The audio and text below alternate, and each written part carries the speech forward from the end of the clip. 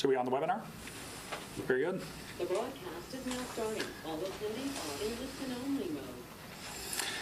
So welcome everybody to the Maricopa County News Conference for this July 8th. I'm Fields Mosley. I'm the Communications Director here at Maricopa County and also the Lead Public Information Officer for the Joint Information Center and Unified Command.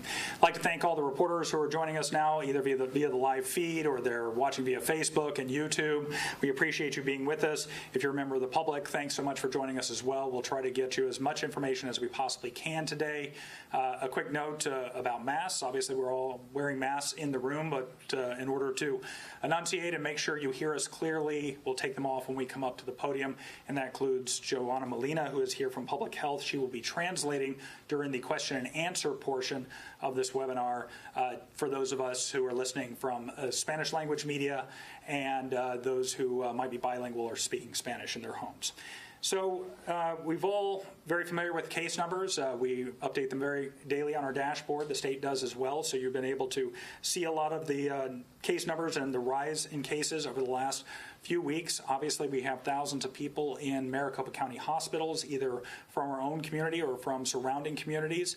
These are all numbers that Public Health is watching very closely. So today, Medical Director Dr. Rebecca Sonnenschein, she was kind enough to make herself available, talk a little bit about the data, what Public Health is seeing and what they're watching right now, and once again talk a little bit about our contract with the public, our ask of the public. Governor Ducey has asked this as well, everyone to participate, wear masks, keep your distance, stay at home when you can. We'll talk a little bit more about that today as well.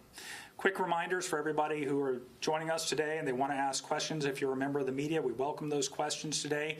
We're able to hear those questions over the speaker, but just to make sure everybody on all these platforms are hearing everything, a lot of times I'll try to repeat what you asked, and then we'll go forward from there and try to get you the best answer we can. If there are some follow-up questions to that we're not able to answer, like you have a specific data question, something like that, we will get to you via email shortly after this press conference.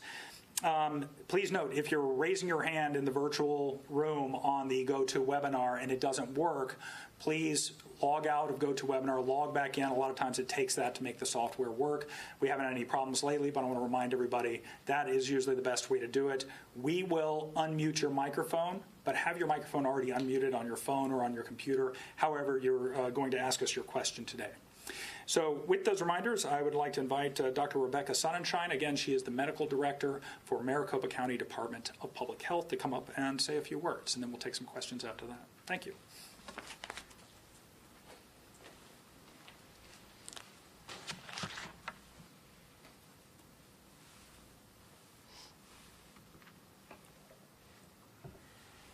Thank you, Fields, and good afternoon, everyone. So I'd like to give you an update on where we are with COVID-19 cases in Maricopa County, and again, ask for everyone to do their part in preventing the spread. So where are we now? To date, we've had almost 70,000 COVID-19 cases in the county, with just over 2,500 in the last 24 hours. Similar to national trends, over half of the cases have been people between the ages of 20 and 44, and we've also seen an increase in the youngest age group from 0 to 19. So we're seeing a lot more spread in those younger age groups. And we want you to know, if you are younger and healthy, it can be tempting to think that you're more likely to have a mild illness. You'll get over it, and then that'll be that. But I'm asking everyone to remember two things. One is, while younger, healthy people without underlying conditions are less likely to have severe illness, they can still become hospitalized, and some have been. You can get severely ill even if you consider yourself to be healthy. And number two, no matter how young and healthy you are, you're just as likely to spread the illness to someone around you if you do get it. And you don't know who could be around you. They could be hospitalized or even die from the illness that you gave them. So no matter how you look at it, it's important that you protect yourself and protect those around you by wearing a mask.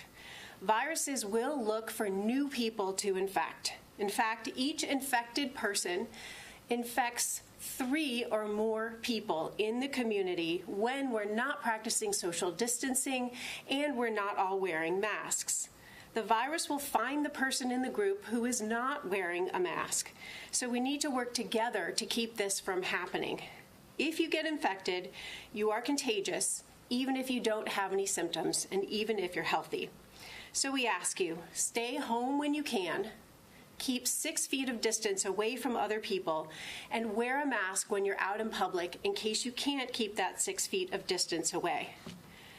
We do have studies in the United States among 15 different states and Washington, D.C. that show that requiring a mask in a community will actually flatten the curve and decrease the spread of COVID-19 in the community. But we need everyone to take this seriously.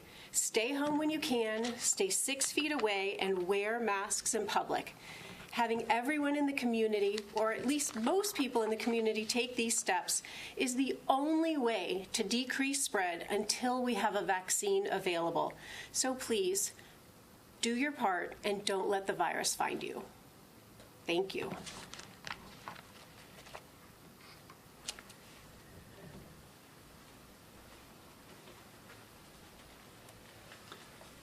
Thank you, Dr. Sonnenschein. And at this point, we'll open it up to questions. We know from the emails that have been coming into the Joint Information Center, a lot of you have questions, some of which we can answer and some of which we can't. So we'll do our best to answer all of them as best we can today. If you do have 2 questions, 3 questions, please ask 1 question at a time. It gives us more time to answer the question. And then also Joanna is going to translate that question. So give us a moment, and we always make it back around and have time for second, even third questions some days. So with that, Chad, if we have anybody on the line that has a question, let's please open it up. Our first question goes to Katie Davis-Young. Katie, your microphone is live now. Hi there. I was wondering if you could talk about how the county is approaching contact tracing. So just a generic question about our contact tracing plan and how we've implemented that plan so far, and we continue. Yeah, what's the strategy so far and how much has been done? Sure. Dr. Sonnenschein will take that question.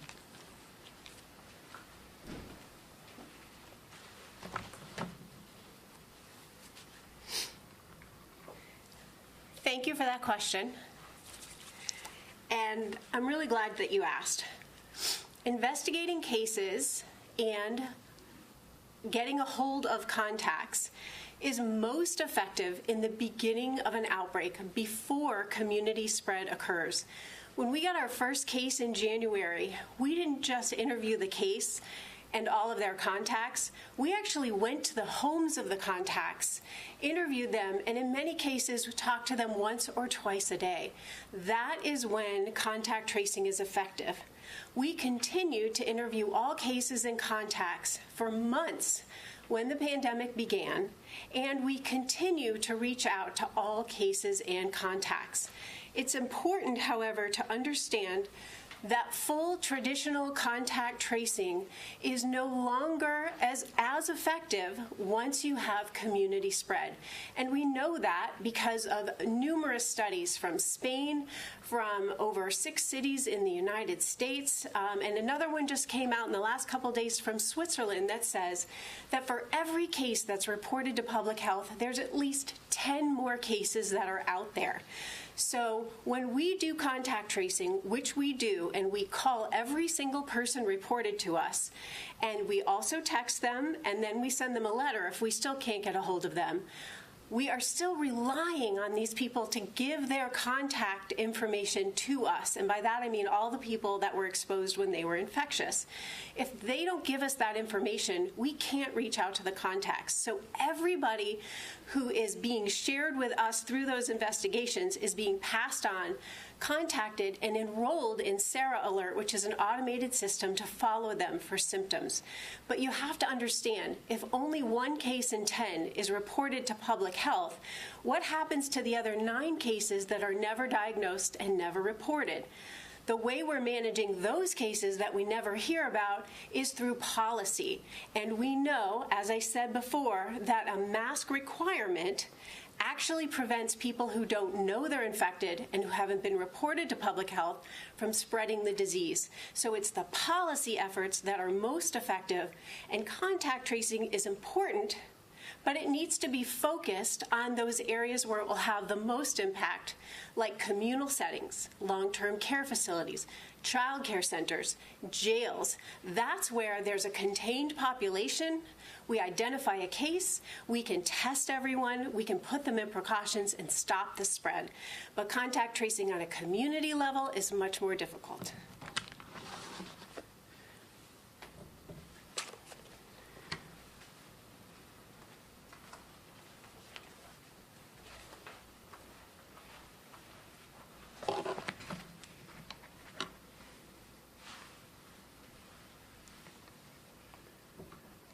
La pregunta fue, ¿cuál es la estrategia, cómo el condado le está dando seguimiento a los casos, lo que le consideran contact tracing en inglés, ahora aquí en el condado Maricopa cuando tenemos propagación por todas partes?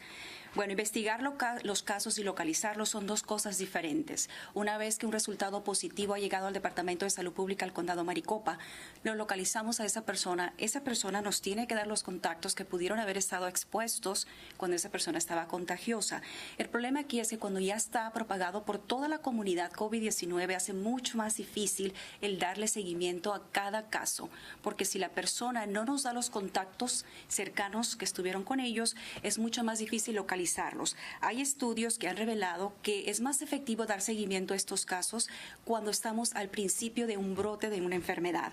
Los estudios vienen, por ejemplo, de España y de Estados Unidos, que por cada un caso que resulta positivo, hay otras 10 personas, 9, 10 personas más infectadas que quizás nunca se les va a dar seguimiento y hace más difícil localizarlos. Salud Pública, la forma en que lo hace es que hace una llamada primeramente, después les envía una carta a las personas que tenemos como contactos también de positivos, y también se ponen en el sistema de alerta llamado SARA para poderles dar seguimiento y llamadas telefónicas. Pero si solamente un caso se reporta y nunca se nos da la información de los otros 9 en la comunidad, se sigue propagando la enfermedad.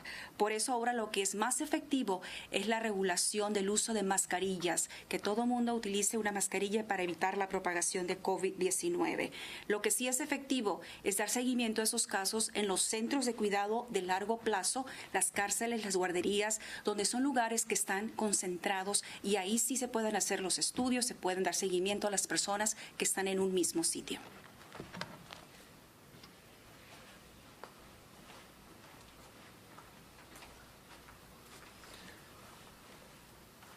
Thanks so much for the question. Hope we, Dr. Sonnenschein covered a lot of material there, so hopefully that answered at least a portion of your question. So at this point, we'll go on to the next question. Chad? The next question is from Leon Gonzalez. Leon, your microphone is self-muted. Would you mind unmuting it for us? I think I'm ready. Okay. Very good. Yeah, I would like to have Dr. Sonnenschein's opinion about the story of the New York Times that is publishing today about Arizona as number 1 in the list of the states and countries with the higher rate of coronavirus. They are talking about 3,300 cases per million in population, and as we know, Maricopa County is the biggest county in Arizona. So are we in that situation? This morning, the governor of Arizona sent us a communication comparison with Brazil, and they are telling that this information is inaccurate because we are doing more tests than any other country. But I would like to know your opinion about this New York Times report. Leon, I haven't read the New York Times report, but if you're talking about a rate of infection, can we talk about that? We've seen some downward trends in the rate of infection in Maricopa County.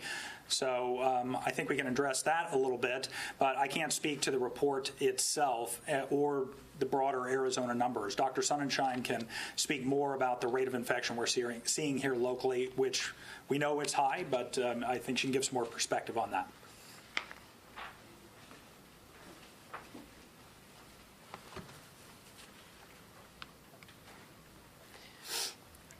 So here's what we know about our rates here in Maricopa County.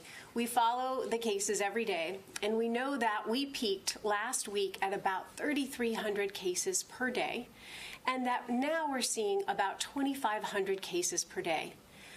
The time when it switched from 3,300 down to about 2,500 was almost exactly 2 weeks after the mask requirement was put in place, which is the earliest you would expect to see any effects of the mask requirement.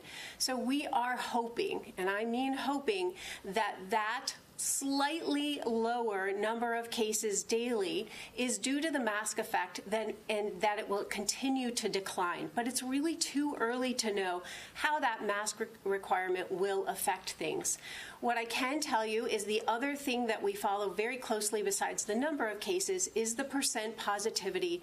And unfortunately, we are at about 23% positivity in Maricopa County right now.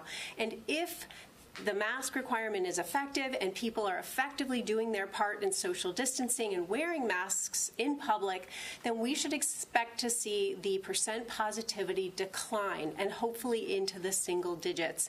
And that's when we'll know that we're really where we need to be.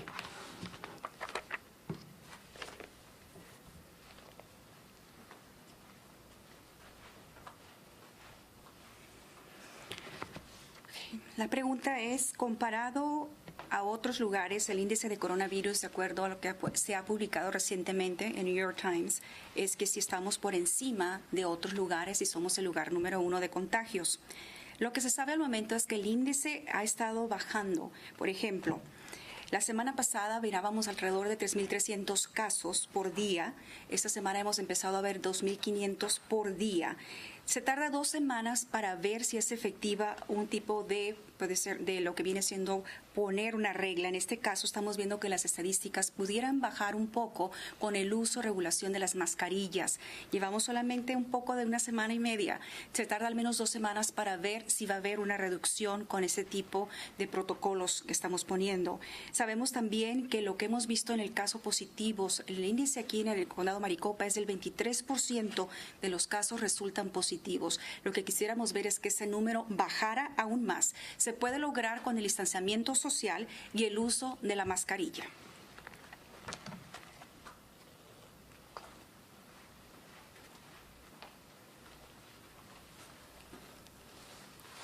Leon, thank you so much for the question. Chad, who do we have next?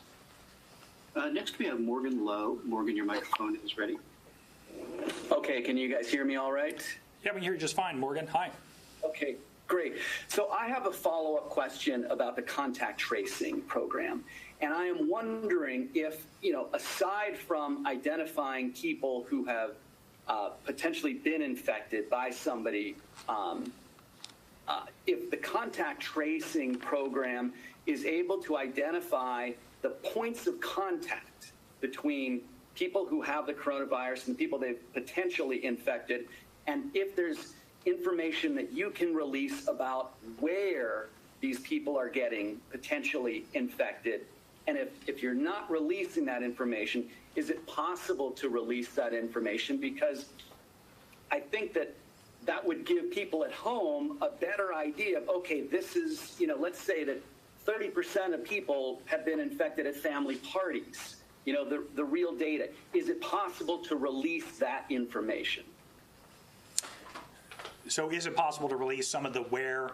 I know we've been asked this question a lot in several different ways, and I think Dr. Sonnenschein can elaborate on it a little bit, but generally we don't talk about the where unless it is considered an outbreak or a cluster by public health standards, and that is 1 for a congregate setting, that is 10 for any other type of business out there or home. So Dr. Sonnenschein can expand a little bit more on the where and when that's important in that contact tracing process.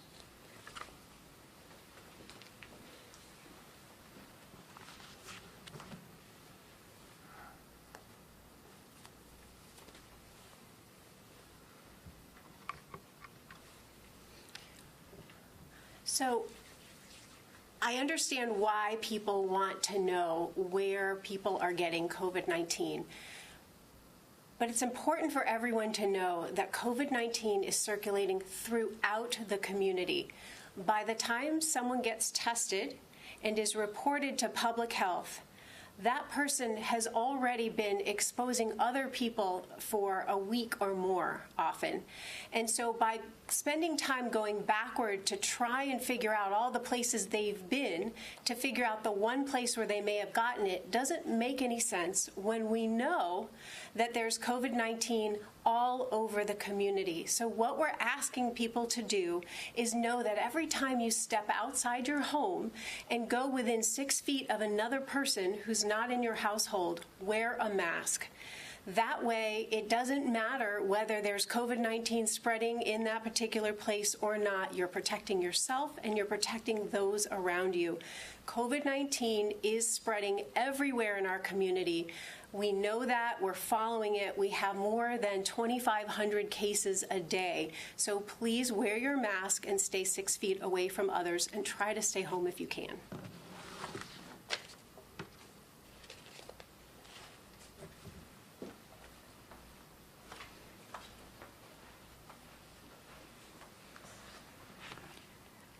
La pregunta es que si damos seguimiento a los casos, además de contactar a las personas que pudieron estar expuestas, si se puede publicar dónde están sucediendo estos casos.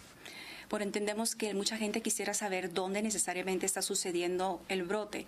Lo que debemos entender es que en el condado Maricopa y en todas partes se encuentra propagado por toda la comunidad. No hay un lugar específico. Entonces lo que debemos de ver es que no tenemos nosotros por qué perder el tiempo buscando hacia atrás dónde estuvo la persona infectada o con quién estuvo visitando, cuando podemos realmente ahorita enfocarnos en evitar que siga la propagación creciendo en toda la comunidad. Por eso cuando uno sale debe tomar esto en cuenta. Si voy a salir, puedo estar en riesgo. Hay que utilizar una mascarilla, quedarnos en casa de ser posible y sobre todo podemos evitar propagarlo a los demás si utilizamos la mascarilla y nos quedamos en casa. Estamos viendo más de 2.500 casos por día, lo que nos indica que esos números están propagados por toda la comunidad.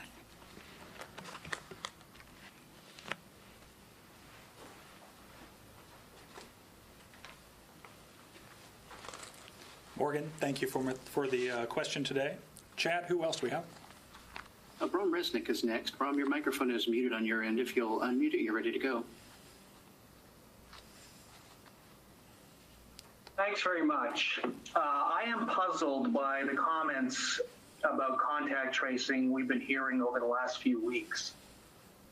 What seems apparent is that there was no contact tracing effort ready to go in May when the state reopened. There may still not be a contact tracing effort that's ready to go as we sit here almost in the middle of July, and we're hearing, oh, we don't really need that anymore. Meantime, AZ Central reported about a week ago that Maricopa County Public Health wasn't even following CDC guidelines on contact tracing. So, A, can you tell us that you have a contact tracing operation stood up? Because what we keep hearing is questions being dodged, like Morgan's question. That's a very good question. We keep hearing questions being dodged. So can you tell us that a contact tracing was stood up? Can you tell us why this contact tracing operation did not follow CDC guidelines? And finally, can you tell whether the state of Arizona has taken over any of Maricopa County's contact tracing operation? Thank you. I didn't quite get that last question, Bram, but I get the gist of what you're asking. Public Health certainly does have a contact tracing operation. Employees alone number more than 100 here at Public Health, plus multiple partnerships that number in the hundreds of people. Then you have the addition of the National Guard that has also joined the effort via the governor's order just last week. So, yes, there is contact tracing going on, and yes, we have been in compliance with CDC guidelines since the beginning of this. I think what we're dealing with, and I'll allow, Dr. Sunshine can certainly expand on this. We've talked about this for 3 press conferences about how this was working and what our goal was by July 1 with a phase 1 reopening. Of course, that was planning for 500 to 600 contacts per day. and obviously we have way more cases than that every single day now. So a lot going on there, and public health has had to shift its focus a little bit and adjust to the reality of this. But the notion that it was never within CDC guidelines is incorrect. We spoke to those reporters from the Republic, some of whom are probably on this webinar today. So they know this, and other people know this, but I'll allow Dr. Sunshine here to answer a few more questions from her perspective as an expert in this area.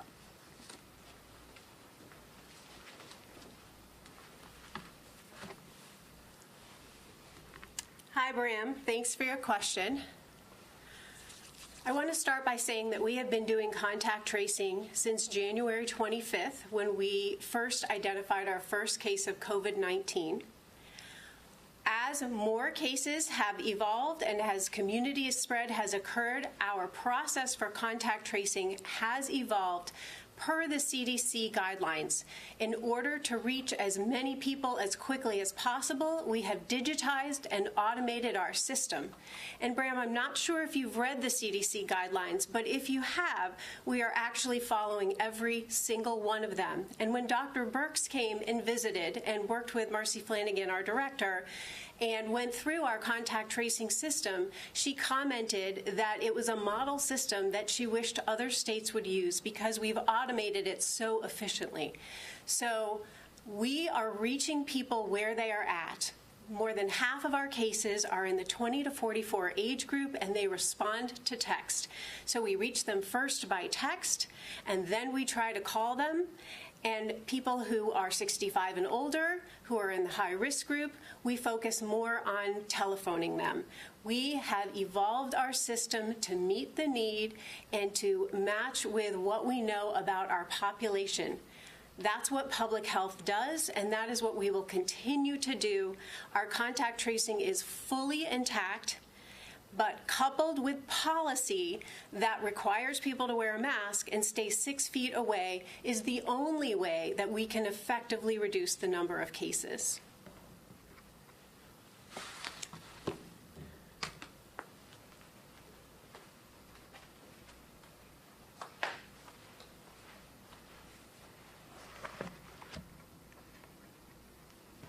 La pregunta es que si se está dando los seguimientos a los casos ahora que tenemos propagación por toda la comunidad y si se está siguiendo los reglamentos de CDC o los Centros de Control y Prevención de Enfermedades. Bueno, tenemos una operación nosotros aquí en el Condado Maricopa que trabaja desde que empezó el primer caso en el Condado Maricopa. Estamos hablando del 25 de enero. Desde entonces se han dado seguimiento a todos los casos. Hemos evolucionado a cómo han crecido el número de casos de COVID-19. Estamos hablando de que se han creado otros sistemas, tanto electrónicos, digitales también, para poder contactar a toda la cantidad de casos que están positivos.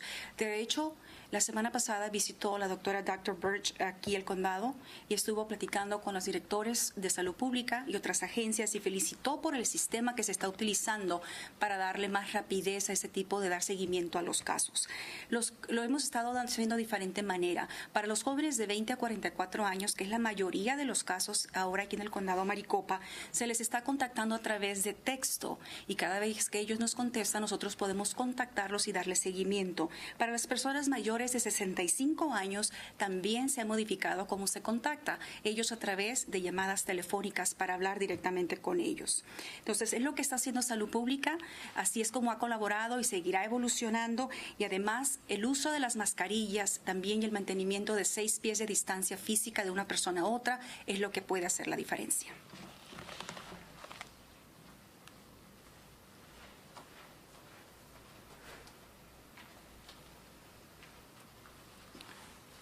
Thank you, Dr. Sunshine. Thanks, Bram. Good questions, and Morgan's question was good as well. You were correct about that.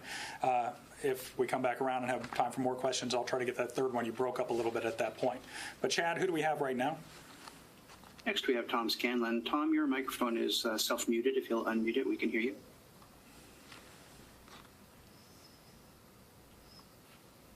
Okay, thank you very much, Dr. Sonnenschein. 2 quick follow-up questions, please. Do you believe, referencing what you spoke about earlier, the Switzerland study, do you believe the Maricopa County infected number is closer to 700,000? And the second follow-up question is related to your, what I would call cautiously optimistic about the numbers dropping from about 3,300 a day to 2,500.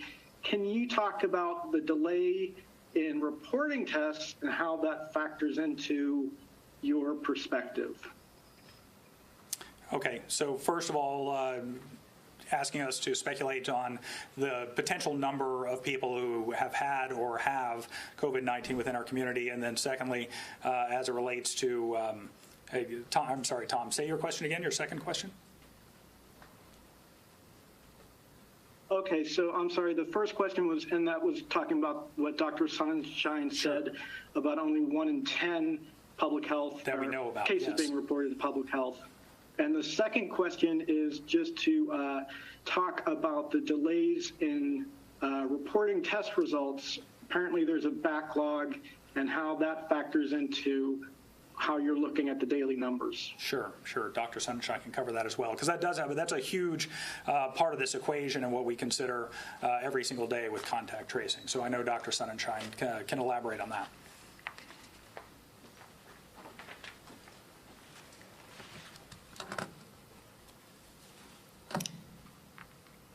So in reference to the study that said there are 10 cases, actually more than 10 cases for every case reported to public health, that particular study came from about 6 cities in the United States, and it was based on testing blood samples that weren't for COVID at all. So based on that information, there's always a range of how many cases there are for every one reported to public health. But we are doing our own sero survey in Maricopa County that we are partnering with ASU and Mayo to perform this sero survey to try and determine what our actual percentage of people that are infected, and also to determine how many cases there are for every case reported to public health. So we don't have that number for Maricopa County, but based on the information that we've seen from other cities and states in the United States, we would expect it to be about 1 case reported to public health for every 10 out there.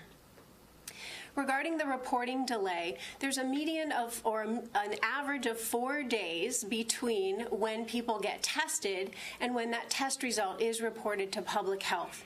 We wish there was a shorter time period, because the later the time, the longer it takes to report those labs to public health, the less effective the contact tracing that we can do is. So it's important that we try to get more testing out there and more lab capacity so that we can decrease that delay in reporting positive tests to public health.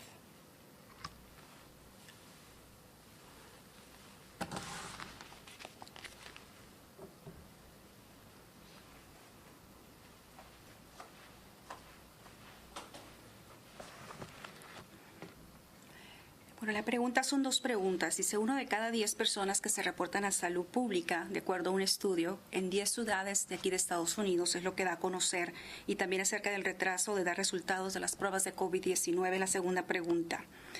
Bueno, de acuerdo a los estudios en estas ciudades, aunque en el condado Maricopa no se ha hecho uno en particular, se sabe que por cada una persona infectada pudiera haber hasta 10 más que no se han reportado. Eso lo que hace es que retrasa un poco más el dar seguimiento a estos casos. Sabemos que se ha contratado a la Universidad Estatal de Arizona, también a la clínica Mayo, para hacer pruebas. Precisamente algunas pruebas que ya se hicieron en estas ciudades son de sangre para detectar qué personas estuvieron infectadas. Por cada uno, se cree que 10 más no se sabe que han estado expuestas o que fueron infectadas. La segunda pregunta, que si por qué se tardan tanto en los resultados de las pruebas, y efectivamente, una vez que esas pruebas se hacen y tardan en reportarse los resultados de salud pública al condado Maricopa, retrasan el proceso para dar seguimiento a estos casos. Por eso la importancia de trabajar más de cerca y sobre todo de que estos resultados se den a conocer mucho más rápido.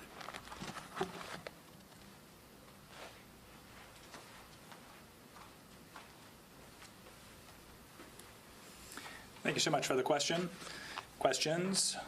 Who else do we have on the line, Chad? Rachel Leingang is next. Rachel, your microphone is live.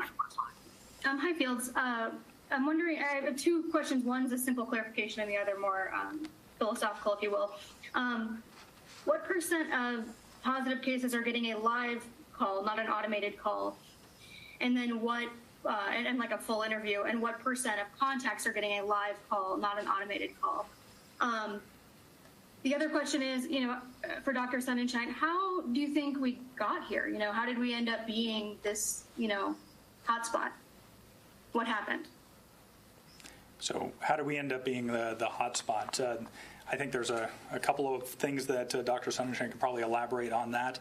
And I'm looking through my notes here to see if we have a percentage that of how many people they're reaching. Here's some numbers I can throw out here from a recent 2-day sample that came to us. Do you mind if I share these from this 2-day sample? You want to take that one? Okay. Dr. Sonnenschein will take some of those questions.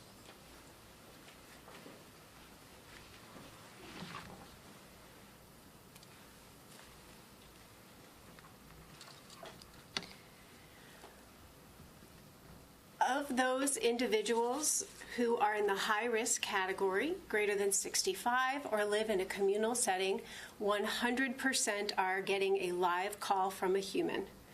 Those who are determined to be lower risk are sent a survey, and if the survey determines that they are high risk, they too will also get a phone call from a human.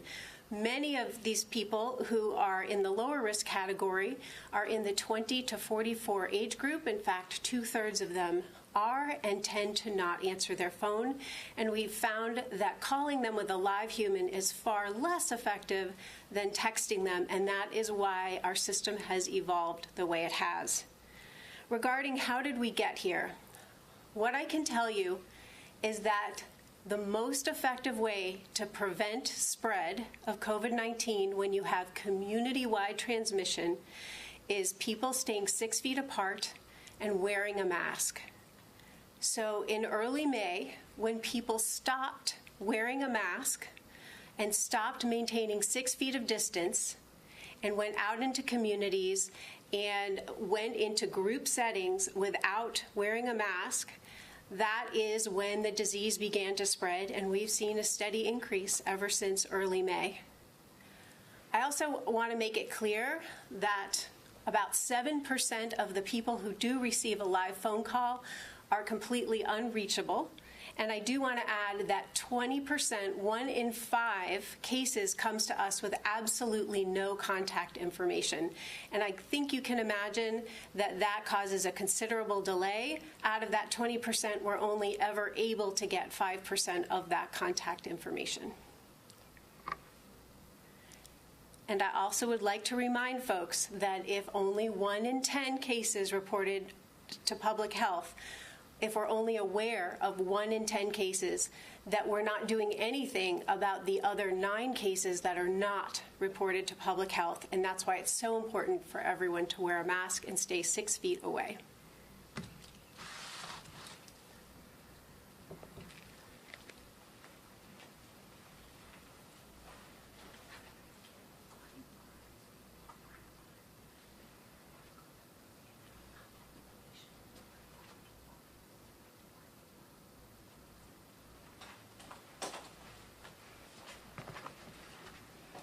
La pregunta es, ¿qué porcentaje se les está llamando con una persona realmente a las personas y no a través de una grabación? Es una de las preguntas. Y la segunda es, ¿cómo llegamos aquí para ver este número de casos de COVID-19 en el condado Maricopa? Bueno, contestando la primera pregunta es, todas las personas mayores de 65 años o personas que viven en algún ambiente de congregación, en centros ya sea de cuidado de largo plazo, en asilos de ancianos, o personas con condiciones crónicas, el 100% de ese tipo de personas recibe una llamada de una persona para hablar directamente con ellos. 2/3 de las personas que son de 20 a 44 años de edad, que es el caso más grande que hemos estado viendo últimamente, no contestan las llamadas de una persona o no podemos contactarlos. Tenemos más suerte cuando se les manda un mensaje de texto para que contesten una encuesta. De esa manera pueden darnos la información necesaria para poder dar seguimiento a los casos. Cabe mencionar que un 70% de estas personas no contestan las llamadas que se les hace y también 1 de cada 5 casos que resultó positivo no tiene ningún contacto cercano o así lo reportan. Por eso la importancia de utilizar una mascarilla y mantenernos 6 pies de distancia, porque mientras estamos en el proceso de contactar a las personas, otras personas pudieran estar propagando COVID-19. La razón por la que llegamos aquí es que la segunda pregunta es que en mayo, cuando la gente empezó a salir, no utilizó las mascarillas, no mantenía el distanciamiento social, entonces empezamos a ver que el número de casos seguía subiendo. Así que aquí la respuesta es 6 pies de distancia, utilizar la mascarilla y quedarnos en casa el tiempo posible.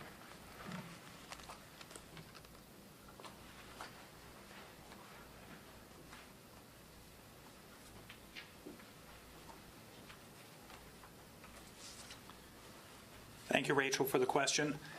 Chad, want to kind of try to speed this up a little bit and make sure we get as many questions answered as we can. So who do we have next on the line? We have Ann Ryman. Ann, your microphone is self-muted. If you'll unmute, we can get to you. Thank you. Can you hear me? We can, Ann. Thank you. You mentioned the average of 4 days in getting testing results. We're hearing from people who are waiting between 10 days, 2 weeks, 3 weeks for results. Are you concerned with these sort of delays? And also, what sort of impact are these delays having, or can they have among long-term care residents and staff? So Dr. Sonnenschein will take that question on the impact of the long delays. I don't think we've ever discussed 2 or 3 weeks, but we certainly know that this impacts some of our operations in tracking the disease in the community. So Dr. Sonnenschein can talk a little more about that.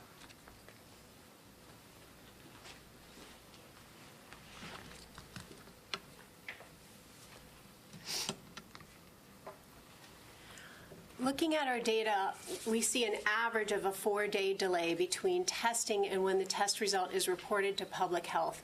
However, we concur with your findings. When we look at all of our data, we know that for us to get 95% of results, it takes more than 8 to 10 days. So there are definitely people that are waiting 10 days or even longer to get their lab results.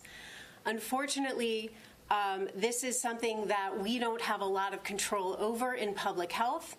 We're working closely with our partners at the Arizona Department of Health Services. We know that they've reached out to FEMA, and we are trying to increase testing in Maricopa County to make testing available to everyone who thinks they might have been exposed to the virus, so that we can maximize the number of people who can get tested and also increase the speed and efficiency for when we can get lab results. As I mentioned, that delay decreases the amount of effectiveness of the contact tracing, and you asked specifically about long-term care facility staff. What I will say is that people who are hospitalized tend to get their test results back faster. If the long-term care facility is associated with a hospital system, they probably wouldn't have quite as many delays, but it's hard to know because facilities differ. But importantly, we find that our long-term care facility residents are the easiest to reach through contact tracing because we can reach out to the facility and they have someone answering the phone all of the time. So that decreases the amount of delay, at least from when we receive the result in public health. So we do put a lot of our emphasis on outbreaks in long-term care facility settings, and as soon as we get those positive results, we reach out directly to the facility and work with them.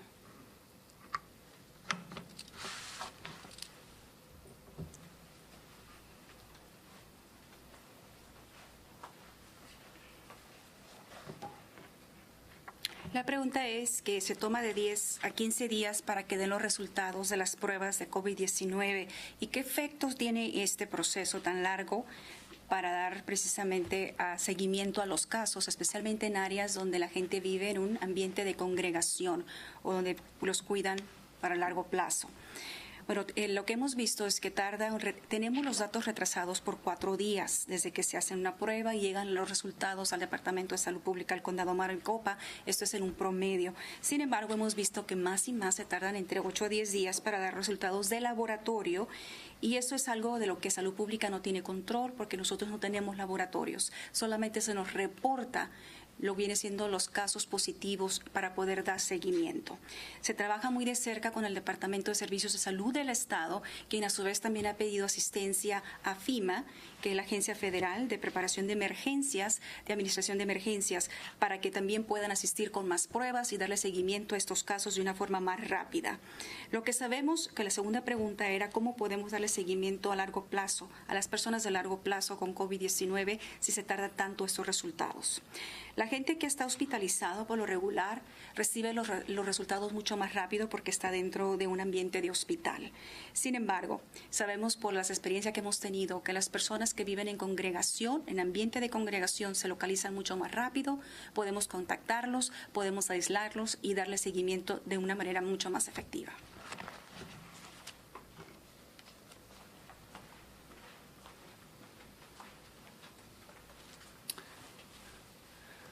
Thank you very much for the question. Chad, who do we have next? Bailey Miller is next. Bailey, I show yourself muted. If you unmute, we can get to you. Okay, can you hear me now? We can. Sure. All right, cool. So, we've all heard about, of course, wearing masks, socially distancing, that we need more tests. What do you guys think more needs to be done to stop the spread of this? Do you guys think there needs to be more shutdowns? Do you guys think there needs to be more enforcement? I've talked to a lot of doctors in the last couple of days, actually. They just want more enforcement right now. So just curious your guys' thoughts on this. What needs to be done more? So I assume by enforcement you talk about the mask regulations, and we do a mask regulation that is countywide here in Maricopa County that the Board of Supervisors approved. Local law enforcement is asked to take an educational approach, but if somebody continues to flaunt that particular regulation, there is a penalty up to $50. That's really to, again, try to enforce that, not so much through penalization, but through education. I would invite Dr. Sonnenschein to come up and not talk about so much about enforcement, but what else can be done. Obviously, we've talked a lot about masking up. We're all doing that here at the county, and she can expand on that a little bit more.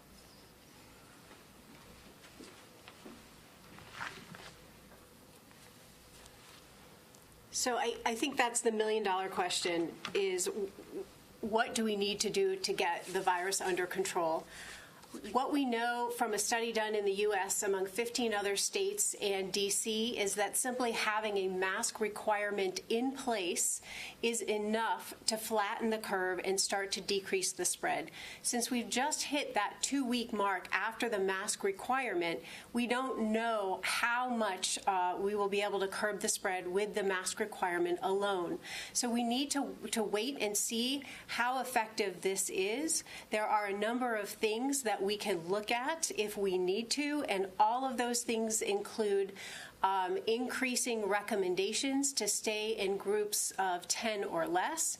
We can talk about people going out less, and we can certainly talk about enforcement, but that is generally not public health's role.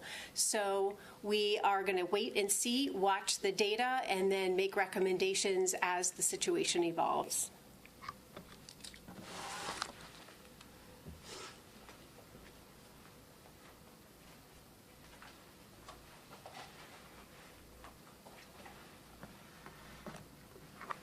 La pregunta es que hemos escuchado que el uso de la mascarilla, el distanciamiento físico o social, al igual que hacer más pruebas y enforzar también los reglamentos de la mascarilla. ¿Qué más podemos hacer para tratar de disminuir estos casos de COVID-19? Bueno, en 15 estados se han dado 8 estudios y han dado a conocer que la regulación de la mascarilla y han tenido resultados positivos, han podido bajar los números que se han registrado en esos lugares. Hemos alcanzado nosotros apenas las 2 semanas desde que se implementó la regulación del uso de mascarilla en el condado Maricopa, lo que significa que tendremos que ver si esos números empiezan a disminuir o qué es lo que está sucediendo.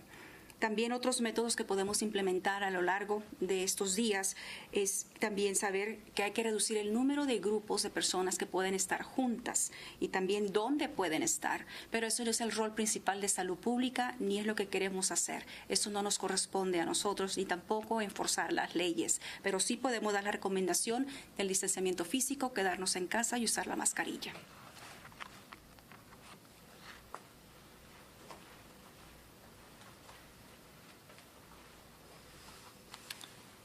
Thank you so much for the question, and we've got time for 1, maybe 2 more questions. So, Chad, who do we have next? Morgan Lowe has a follow-up question. Morgan, okay. Your microphone is live.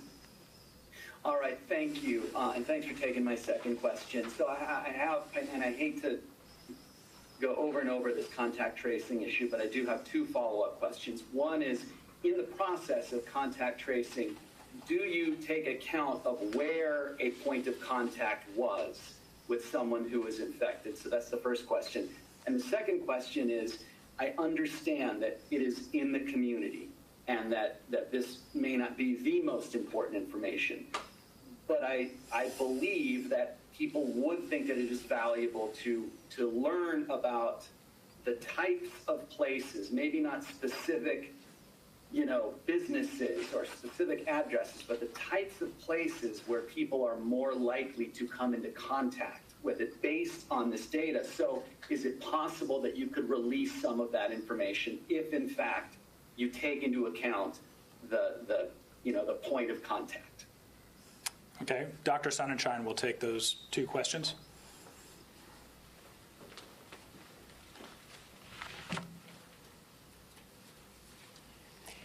So to answer your question, we do review all the places that somebody was while they were infectious, and we focus on communal settings where there could be rapid spread of disease, and we make sure and we notify healthcare settings and communal settings.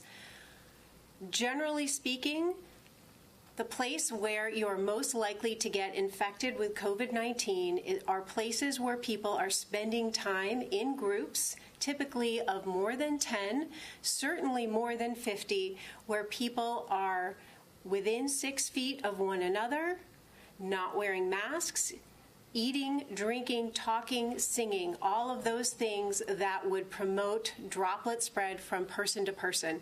We know that.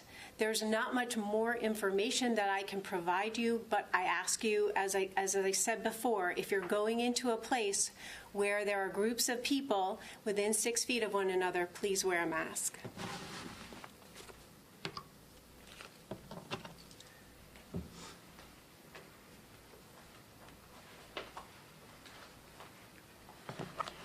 Esta pregunta son dos en una.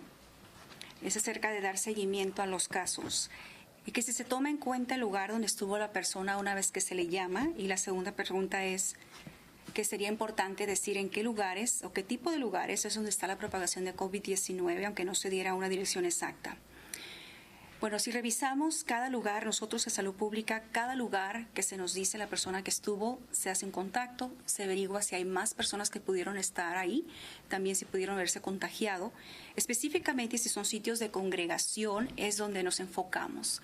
Y esos sitios, generalmente, podemos decir que son lugares donde hay más personas de 10, grupos de 10 o más, o de 50 personas o más, que están dentro de 6 pies unos de otro, que están comiendo, que están hablando, que están tomando, que están cantando. ¿Por qué? Porque las personas al hablar o toser desechan las gotitas de saliva que pueden estar contaminadas y contagiar a otros. Entonces, hasta ahorita es lo que sabemos. Si hay un lugar donde hay más de 10 personas, están dentro de 6 pies unas de otras, no están utilizando la mascarilla, pudieran estar expuestos a COVID-19.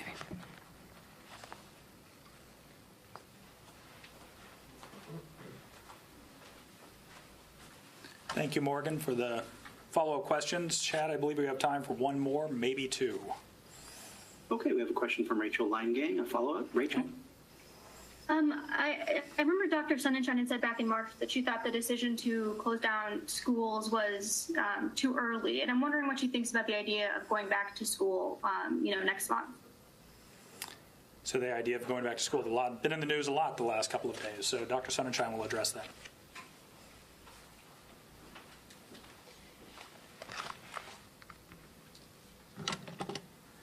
School is a challenging situation, and what we know is that children learn best in an in-person environment. That being said, with community-wide transmission at such high levels in Maricopa County, right now, it would not be a good idea to put school back in session. So what's important is that we watch the data and we watch how much spread there is in the community, and we adjust our plans based on the situation that occurs in August when we're looking at opening schools. So we all want kids to go back to school, and when and if that happens, we want to do it as safely as possible. We want to make sure that all preventive measures are in place so that disease doesn't spread both to students and staff. But there is no way to make a recommendation about school going back in August at this time, because we need to look at the data about community transmission first.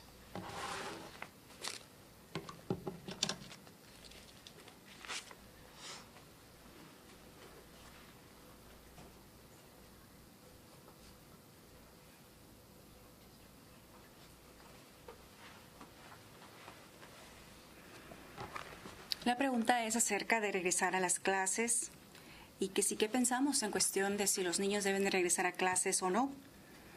Y bueno, lo que sabemos es que los niños aprenden mejor cuando están juntos en un ambiente escolar, donde están en persona aprendiendo. Al momento no podemos decir si es una buena idea o no, porque tenemos que ver si esos números empiezan a disminuir antes de que empiece el ciclo escolar. Lo que sabemos es que hay que revisar esos planes, hay que estar vigilante antes de poder decir si sí o si no deben de regresar, sobre todo porque estamos viendo que el COVID-19 se encuentra propagado por toda la comunidad. Hay que estar pendiente, vigilante y viendo esos números en las próximas semanas antes de dar una recomendación.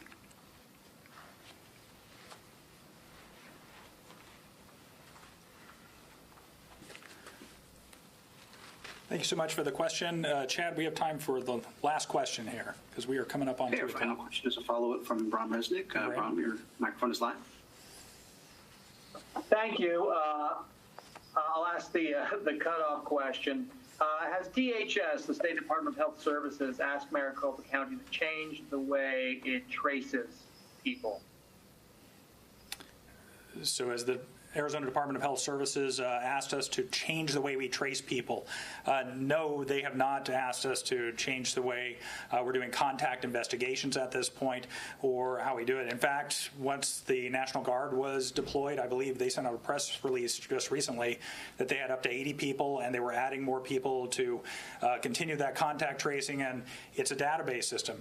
Contact numbers come up in a queue, as I understand it, and those people start calling those in the low-risk categories, while local public health departments like ours are contacting those that fall into the high-risk categorized, and the system categorizes that and puts them in the queue so they get the attention. But for all the reasons that Dr. Sonnenschein mentioned, that it is very difficult to reach people. You have 22, in a recent sample, it was 22% of the people had no contact information at all associated with that positive result. A full 59% didn't respond to the texts, to the survey, to the phone calls, and so that's almost 60% of the people. We don't know why. So as you can see, there's some challenges just reaching people at this point. And I think Dr. Sonnenschein has covered the rest of that in detail as far as the medical side of that operation. So sorry, Bram, long answer to your short question. It's the former news guy and me. I can't stop talking. So thank you, everybody. I appreciate you joining us today. A long press conference today, a lot of great questions. We appreciate it. We'll continue to be here in the Joint Information Center and continue to answer your questions and try to get you those answers by your deadlines. Please make us aware of your deadlines when you reach out to us in the Joint Information Center. Thanks again, and we'll see you all very soon.